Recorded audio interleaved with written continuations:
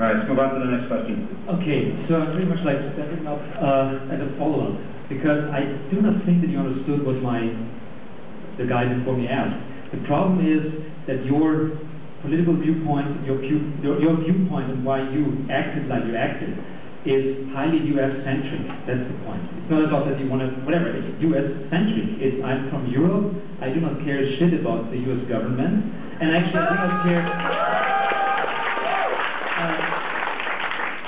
and I don't give a shit about my government because I think the nation states are crap, okay? And we should not in any way support nation states in whatever they do with their bullshit, okay? I mean, we are a community of hackers, we are internationalists, okay? And we should work together and cooperate and not just like blame some guy because he actually really did the right thing.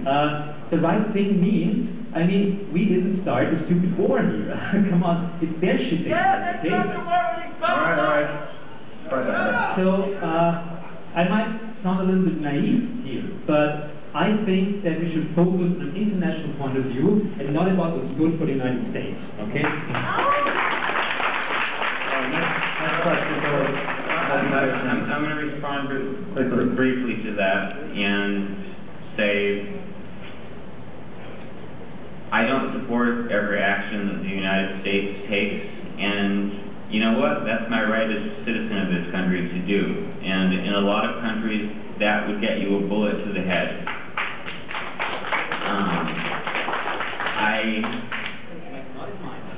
If I seem like I'm focusing on the United States, that might have something to do with the fact that I'm an American citizen, my dad's a dual national, I've lived overseas, but we are sitting in a hotel that is, last time I checked, was located in the United States of America, that has afforded us the opportunity to have this conference, even though a lot of people in the government don't really understand what we're about and somehow see us as a threat.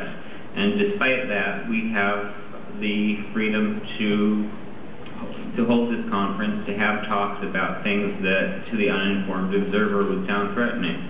And that's not something that you get in a lot of places. So I think that that's pretty darn cool to have as an opportunity in this country. Okay, next question.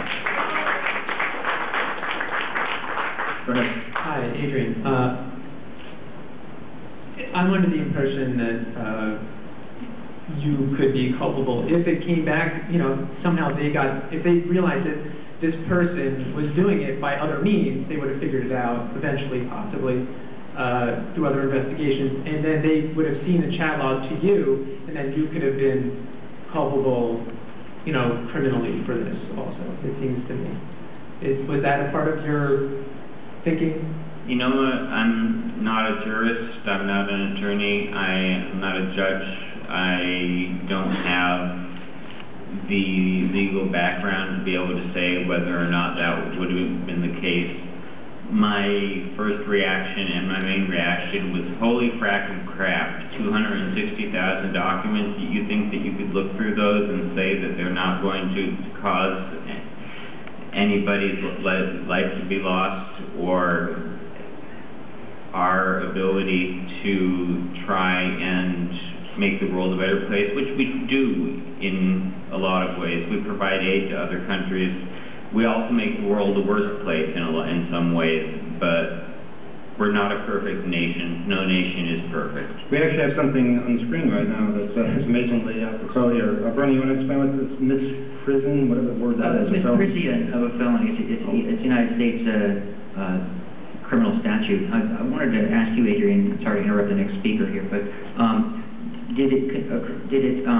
was your decision to do what you did influenced in any way by your potential risk liability for not telling the government what you learned, because you could be criminally liable for not divulging what you were aware of?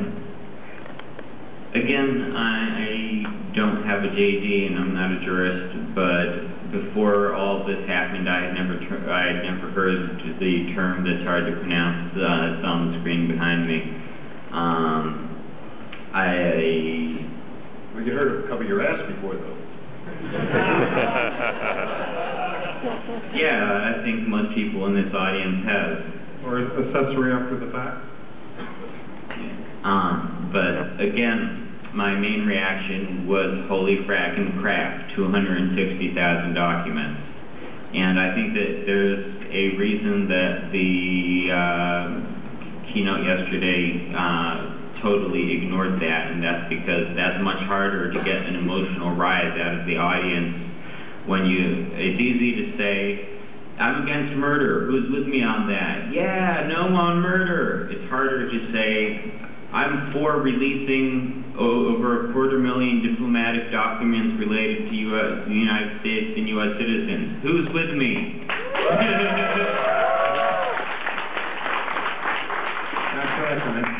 Next question. Well, thank you for establishing that you're opposed to murder. That's great. But there's something that I was unclear on. How long has it been since you've had an active restraining order against you for abusing a girlfriend? I met your ex-girlfriend. She's a lovely human being, and she's told me awful things. This might be delving into the personal world a little bit, but I don't know if you choose to answer that. I have never been served with a restraining order, and there's never been one that's been active against me. Liar. All right, let's move on. It's kind of too bad that got cut off, but Adrian, I do take to heart what your umpire said.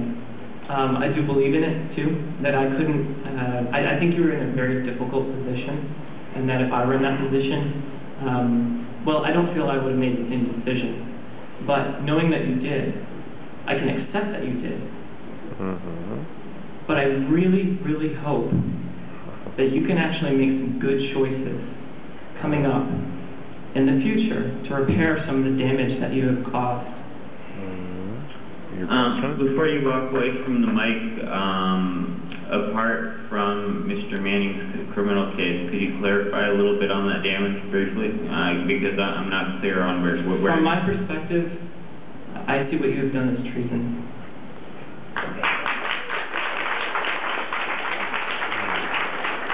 All right, next question. Hi, Adrian.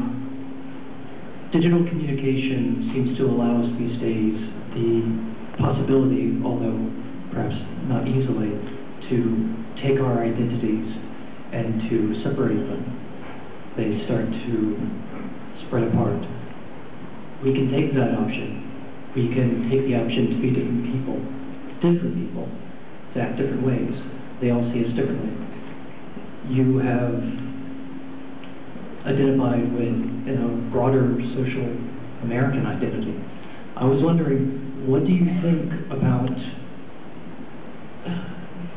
ethics, morals, guiding principles for your identity?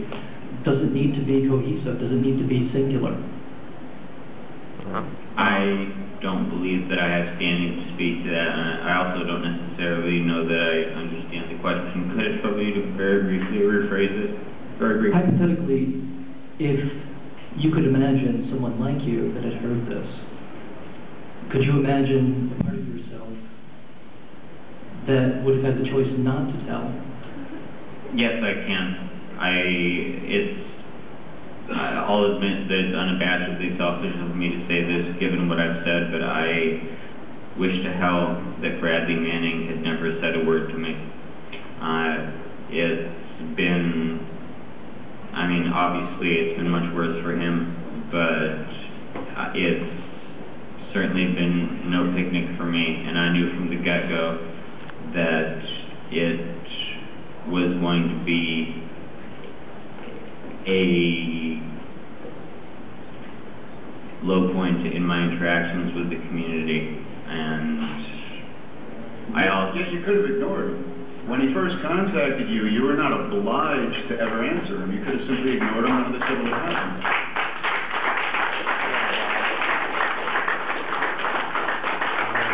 And Mr. Manning could have ignored the diplomatic cables, and he could have ignored the collateral murder video, but he followed his conscience as I did mine.